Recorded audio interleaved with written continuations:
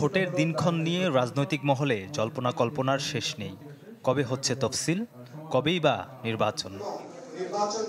এমন প্রশ্নে মঙ্গলবার ইসি ভবনের এক অনুষ্ঠানে সিইসির সরল স্বীকারোক্তি, তিনিও জানেন না ভোটের দিন তারিখ।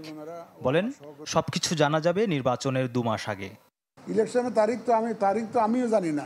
আপনাদেরকে জানাবো 2 মাস আগে, জানাবো তো 2 মাস আগে একদম পুরো ডিটেল জানিয়ে দেবো, কোন দিন ভোট হবে, কোন দিন নমিনেশন হবে, এই যে সব ডিটেল জানিয়ে দেবো ভোটের তারিখে 2 মাস আগে।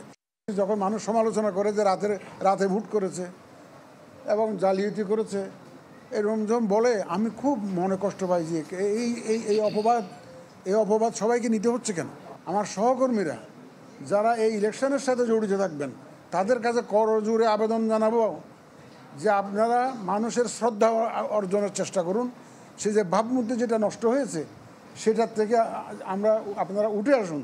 আমরা প্রমাণ করতে চাই যে আমরা পারি, সরকারি কর্মচারীরা পারে, আইনশৃঙ্খলা বাহিনী পারে, যদি তারা সত্যিকার অর্থে আন্তরিক হয়।